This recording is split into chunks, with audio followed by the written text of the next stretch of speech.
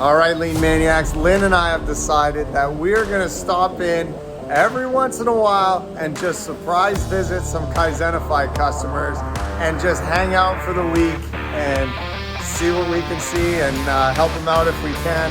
And the place that we're at today is mind-bogglingly good. I mean, wow. We're gonna definitely be doing a little plant tour and some big takeaways. We've only been here a few hours so far, and my head is ready to explode. These guys are doing so good. So just one more little perk to being a Kaizenify customer. Maybe we'll stop in and see you next.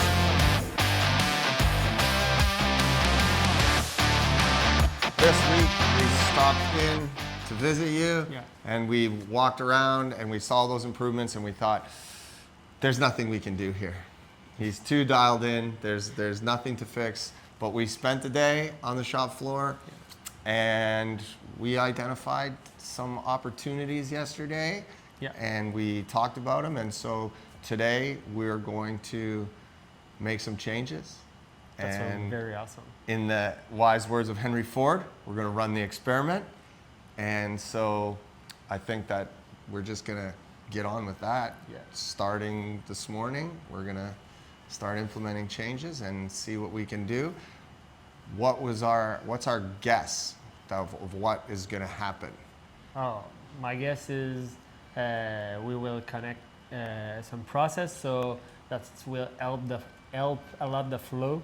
And we will have more capacity for do all the stuff we want to do, training and SOP and all this stuff. Yeah, it's always hard to tell in the beginning, but I think that I think that overall time, your throughput time from start to finish, generally now is like a day.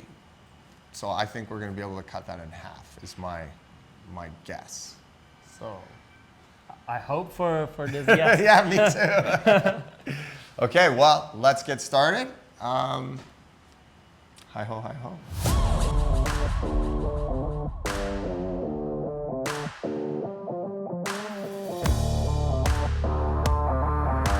First thing we need to understand is the goal. Why are we doing what we're doing? We want to reduce the time from the time we take the order till the time we collect the cash. I'm quoting Toyota on that one. We have a whole bunch of processes in here that we're going to talk about, and kind of what's potentially slowing it down. And then we're going to come up with some ideas, and then we're going to run the experiment. Okay, so I just have to get myself orientated here. This is all, oh yeah, okay, so this is a CNC over here, right? Yeah. Whoa, like a 2-year-old. And then we have the assembly here. And then this is the office, but we're going to say that this is finishing over here. And this is our, I'll put in a different color because I can. This is that box right there. Triage. Okay. So right now, today's current state, we take a whole job, call it job 1, and we cut all the parts. And we put some parts into here, and we'll keep those parts red, and the other ones will be green that go down. You have another green marker. I just want to throw it out because this is my #1 pet peeve, people putting markers away that don't work. They go down here, and then there's a sanding operation, correct? And then they go down here into finishing, which the first operation is we seal. We'll just call it a whole order, like that's your little tree. And then we take that order and we sand the whole order, and then we spray again. The whole order on a rack. Now, I know there's some parts that are bigger, whatever. This is like high level, you get the idea. Because we have to flip things and stuff, but this is the basic process. So now what's happening, what we want to try and correct is however long this takes before these parts come back to meet here. How long? Day, two? Day and a half. Okay, so let's just say this is a whatever, 1 to 2 days. So what's happening here is these guys are sitting in a rack for 2 days doing nothing. So this is what we would call work in process inventory, and we want to reduce that always if we can. And we want to end up, you know, in the next week or two with 2 to 3 days worth of ready to assemble cabinets there. So basically, there will never be a moment where there's not a cabinet ready to assemble. And if the CNC breaks down, we're protected by 2 or 3 days worth of inventory that we could keep working while they fix the machine, and then the machine gets up and running and the factory didn't notice. Today, if that CNC broke down, you're done. The whole place shuts down. This is pretty not good. So we want to fix those two things. And what's happening here is all of these processes are what we would call disconnected processes. Yeah, we haven't started assembling anything yet. We're just getting them as far as here. So this is just the pre-finished parts. The finished parts come back and they go in here. That's as far as we got. So I want to do a little demonstration so we understand the difference between disconnected processes and connected processes.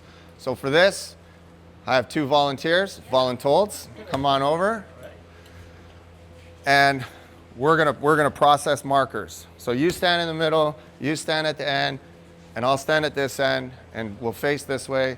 And so our process is gonna be just processing markers, okay? So we're gonna process 1, 2, 3, 4, 5, 6 markers, and we're gonna simulate with a 3-second process time. We're just gonna make it the same for everybody. So someone start a watch that runs till we're finished, and then someone start a watch that you just tell us every 3 seconds. Just go now, now, now, every 3 seconds.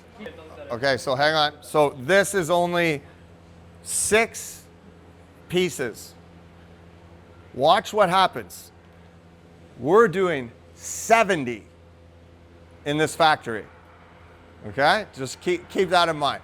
So both of you start at the same time. Tell me when 3 seconds is up. And you don't get to start until my whole batch, I pass it to you. Go. 3, 1, go. 3, 3, 3,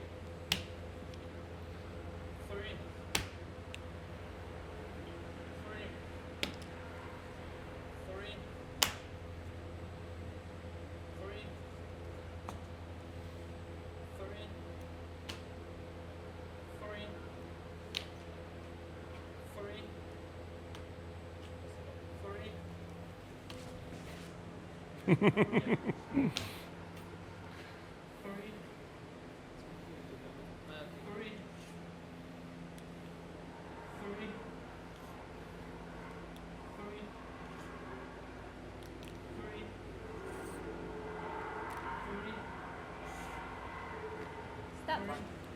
How long did that take us? 51 seconds. Super fast. Okay, so now we're going to connect these processes. So every 3 seconds, that's disconnected. When you process a whole thing and then pass it on, disconnected. So CNC's processing the whole order and passing it to sanding, disconnected. Now you should work towards it, but it's hard to connect every single process. But you look for where you can, like where can I connect it, and you connect it. So right now we have CNC to sanding, connected or disconnected? Totally disconnected. Sanding to finishing, connected or disconnected? Sealing to sanding, connected or disconnected? So a connected process is when we take pieces one for one. So in our little experiment, what was it, 51 seconds? So when it was disconnected. So now we're going to do one for one, and we're going to connect the processes, which means as soon as I'm done with the piece, I hand it off. As soon as he's done, he hands it off. Ready?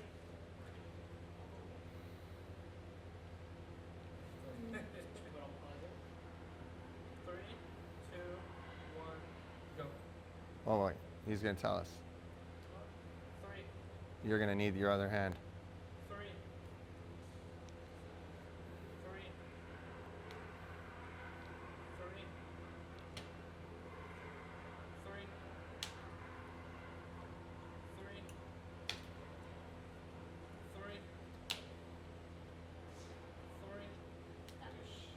Somebody should have been there. 26. 25. So 25 seconds with a connected process. And this is like the simplest imaginable scenario.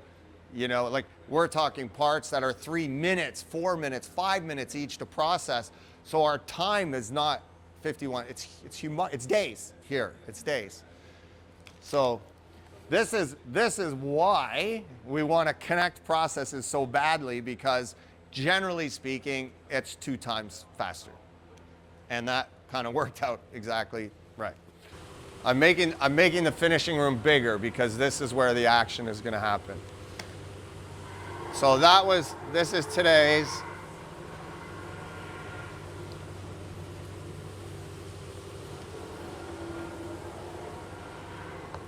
So our conditions don't change. We want to keep 2 to 3 days worth of inventory here, but we want to reduce the amount of time parts are just sitting in there for no reason, because we want those cubbies to be full with ready to assemble parts. Not, oh, we have all the parts coming back, but we have nowhere to put them because they're full of all this other stuff, because we're going to be running 2-3 days ahead of the factory. You will need 600 shelves like that if we do that. So what we want to do is we're going to take your current job and we're going to split it in 2. The stuff that needs finishing and the stuff that's pre-finished.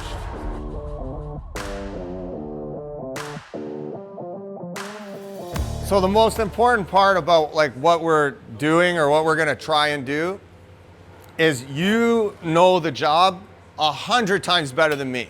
I have no idea what you do. I just know the philosophy, the theory, and then instead of like, you have 2 options. You can give me 100 reasons why it's not going to work, or you can give me 100 reasons of how you're going to make it work. I prefer this one. Because there's going to be things that don't fit. There's going to be that one part. And so what we don't want to do is go, oh, this one thing doesn't work here. The whole system doesn't work. No, we'll figure it out. We'll just keep working through it. Okay, so what we're going to do first is we're going to split this into a job. We're going to cut the finished parts first, and we're going to send them down here. And then this part of the job order that's not ready, because you have your board over there that has all your jobs on it. This part that's not cut yet needs to go onto a separate board. So this part's cut, this part's not cut, and they'll start building up over there. You know, that'll be job 2, 3, 4. And so you don't know necessarily which one you're going to cut next. So you just keep filling all the buffers, fill the system, and putting those over there. And then we'll show you how that ties in a second. But now we're going to go here to the sanding operation, right? Okay, so now if we do this and we start sanding, we have 70 pieces. And so I sand the first one, and then I sand the second one, and then I sand the third one, say 5 minutes each. I don't know, you tell me. 3, 2, the number doesn't matter, so you're on here. So let's say 3 minutes each. So there's 3 minutes, 6 minutes, 9 minutes. You know, we just keep going. 12, 15 minutes, 4 or 5, as I'm getting sanded. So what's happening to this guy when I'm at part number 50?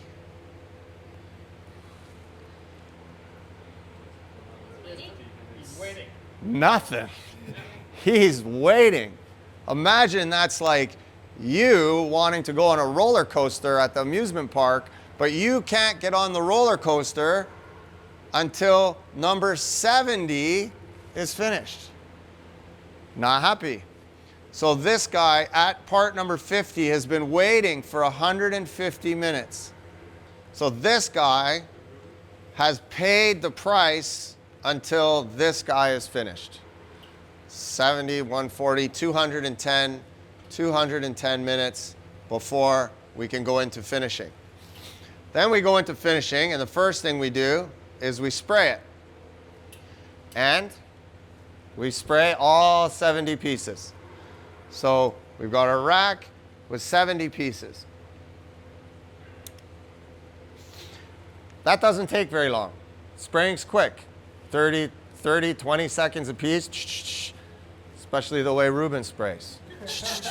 Fast, super fast. So we got 70 pieces at 30 seconds. This is maybe 30 minutes worth of work. And then what? What do we do with these pieces now? We're waiting. Why? Because they gotta dry. Here's the number one, what's going to happen is I'm going to die and I'm going to be famous because nobody listens while I'm alive for some reason. I'm going to be like Van Gogh. So now we have this rack that has to dry. How long does that take? An hour. At least. Let's say it's a cool day, just rained, you use water-based finishes. You got a couple hours there. So let's say 2 hours and it's dry and we can sand, or whatever, hour and a half. The time doesn't matter. So let's say that's 120 minutes. And this step here is absolutely nothing but waiting. We have no choice. No matter what we do, we cannot do anything with those parts. Now, what if we could trade this time that he's paying for this time that we're paying? So what we want to do is we have to wait here at 2 hours or something, so 120 minutes. So we want to trade this time because this guy's sitting waiting for 210 minutes, more than the dry time. So now we want to trade this time for this time. So if only there was a way to do that. But there is. So what we want to do is, instead of this poor guy just waiting the whole time, we want to...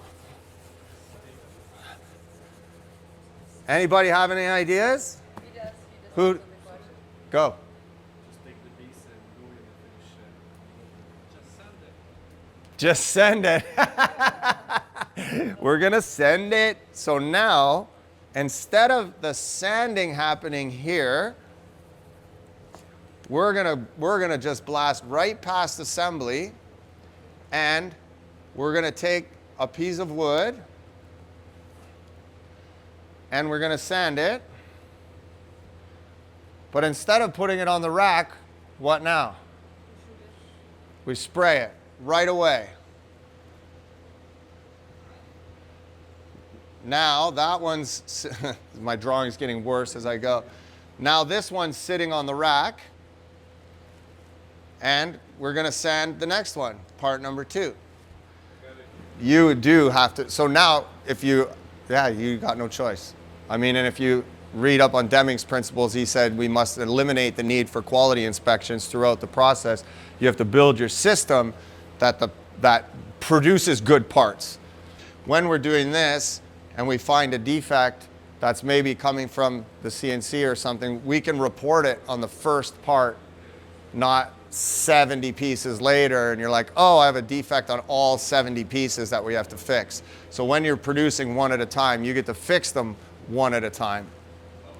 So now this one is taking our 3 minutes to sand, but this one started drying already for 3 minutes. Then we sand the second one, and then the third one, and then the fourth one, and the fifth one.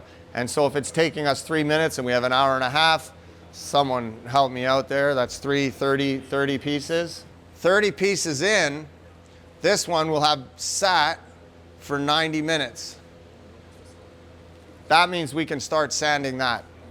That means we stop bringing in raw parts, and we cycle those ones back through the system. So we stop bringing the raw ones in here, and we go back to this rack, which now has 30 pieces on it, and we start sanding that one and spraying it right away. And this one will still be wet, but we know at 3 minutes apart, and if sanding sealer's faster than sanding the wood, you might have to increase this to 50. We don't know what the number is yet. Whatever this one's ready to sand, that's the moment we start sanding it. And then we start processing this over to here, and now we're still, on this end, we still have raw pieces, and on this end, we have finished parts coming out. 90 minutes later. Not a day, not a half a day, not like, we're talking super fast. So then when you get through this, these ones now are finished but drying, and we pull in more raw pieces, and we just start that cycle over again with the raw pieces until they're all over here in finished goods. Now, this one, no matter how fast we get it sprayed, personally, I like to leave it overnight. I don't know what you guys do, maybe similar.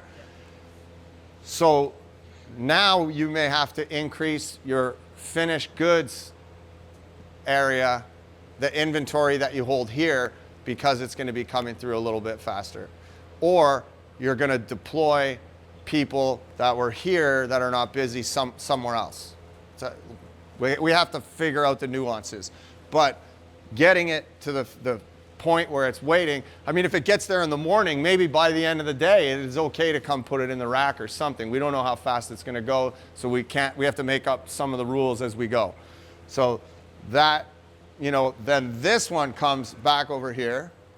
But as soon as the first rack comes off, the first 30 pieces, whatever that is, whoever's processing that, I presume it's going to be Ruben, he's going to have a way to tell the CNC, start cutting the pre-finished parts.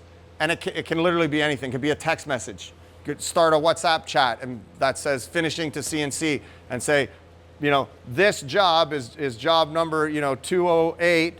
Please cut 208. And so now the CNC is going to look over here and look for 208. Oh, I'm going to cut these parts. So he stops cutting these and starts this one as the priority. Then that part gets cut. He's put the parts in here. By that next day or later that day, these parts are coming back around to go in here. So we've reduced the time between those parts getting cut and getting joined up together, ready for assembly. And then after assembly, the only goal really for assembly so far is that we don't assemble ahead of what our customers are asking for. We're just gonna keep that pace. So whatever that looks like on this end, we'll sort it out. But the big wins hopefully are coming from mostly from the finishing process and then from reducing the time. So our conditions don't change. We want to keep 2 to 3 days worth of inventory here, but we want to reduce the amount of time parts are just sitting in there for no reason, because we want those cubbies to be full with ready to assemble parts. Not, oh, we have all the parts coming back, but we have nowhere to put them because they're full of all this other stuff. Because we're going to be running 2-3 days ahead of the factory. You will need 600 shelves like that if we do that. So what we want to do is we're going to take your current job and we're going to split it in two. The stuff that needs finishing and the stuff that's pre-finished. Are you ready? And you get to work with me all day long. Yay! I am not leaving your side.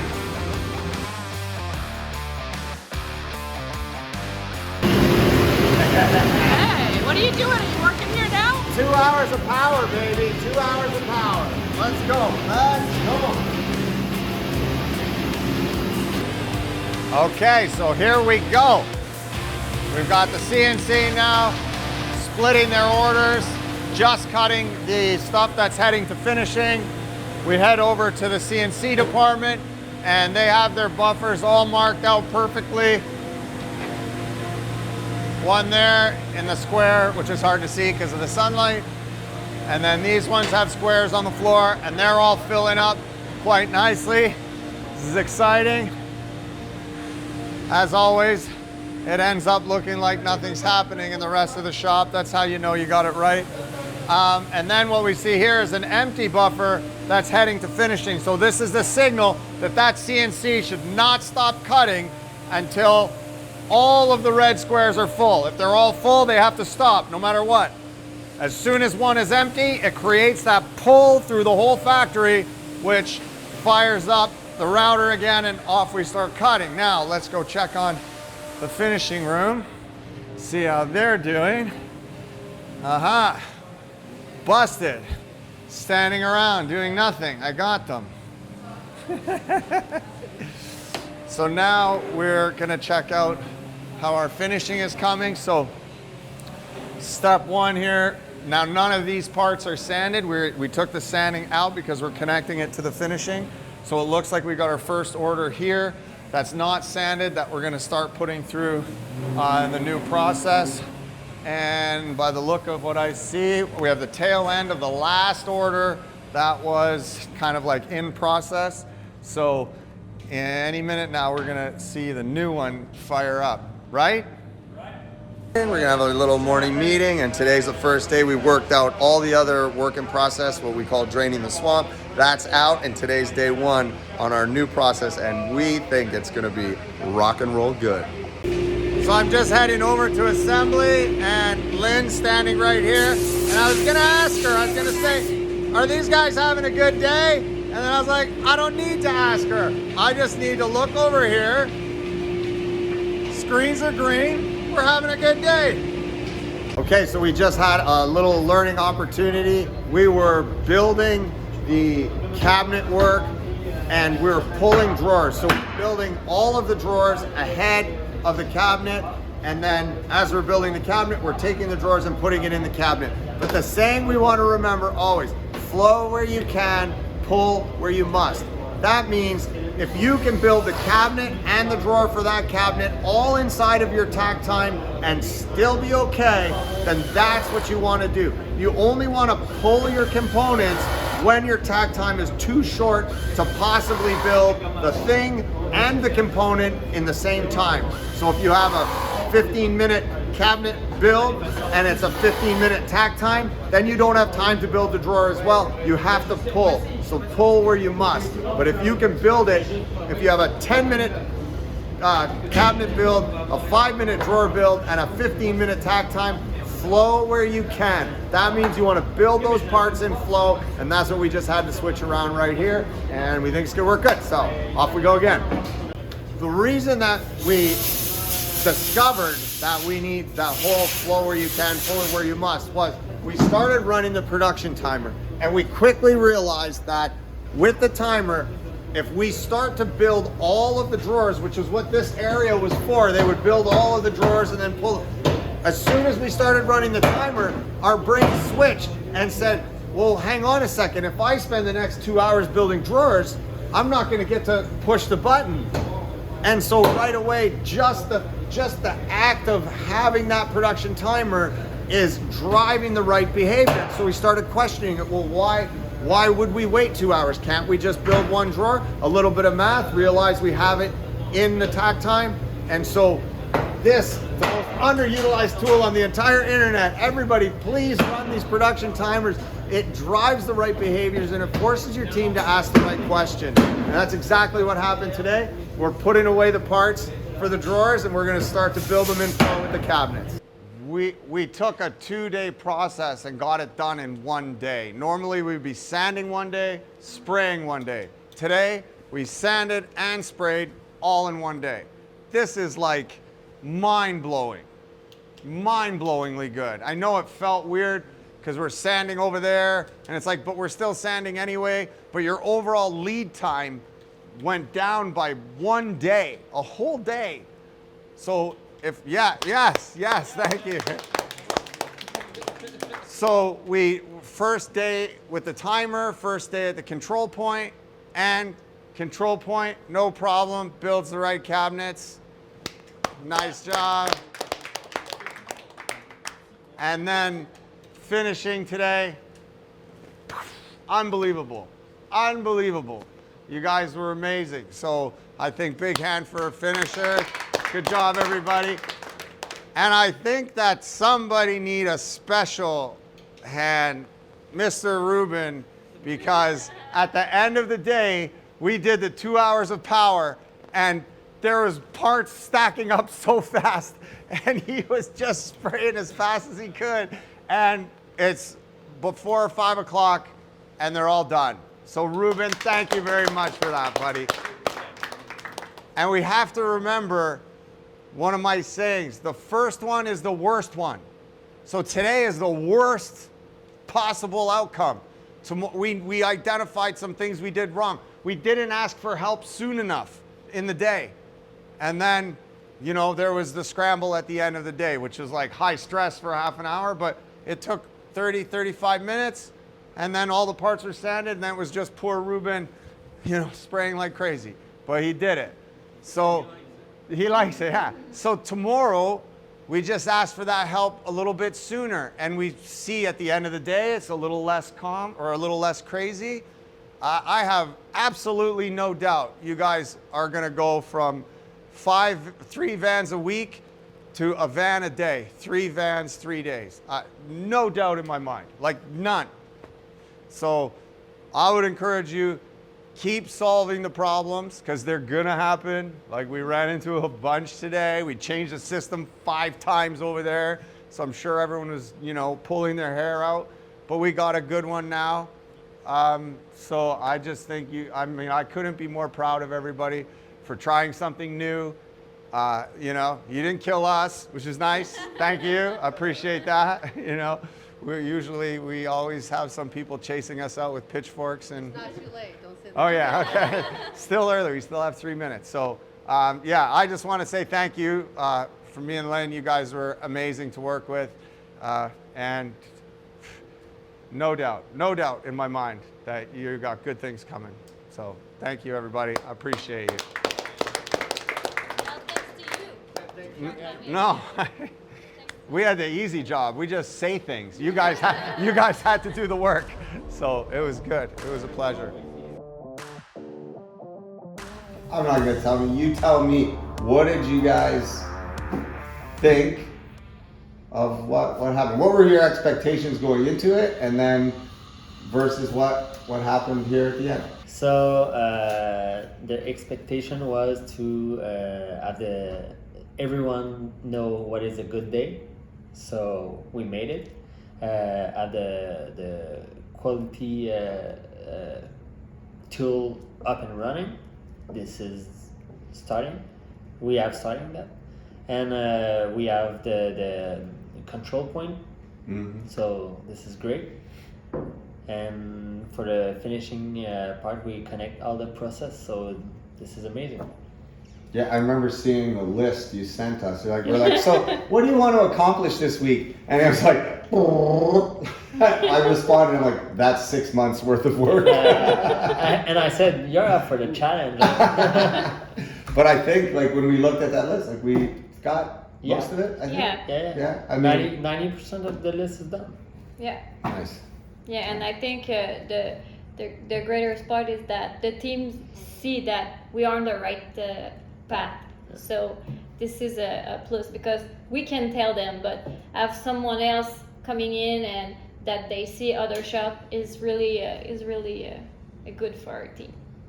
Yeah, I remember when we first got here and we did the first walk around, I was like, what are we gonna do? Like, we're done. Let's go. I mean, so I'm glad that we were able to find something in the process that we could tweak and help your team with. Yeah. 'cause- Well, I have a question for you. You said you wanted to connect the processes and finishing. Yeah. Why?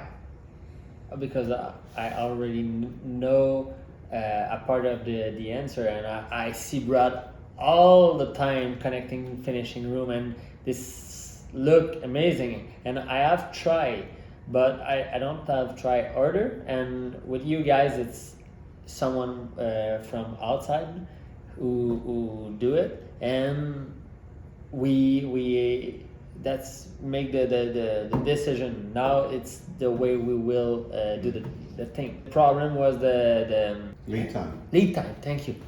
Yeah. So reduce the lead time to have more capacity. And we wanted to move the control point at the assembly. So Yeah. we had to speed up Mhm. the finishing so Yeah. that the control point can be at the assembly.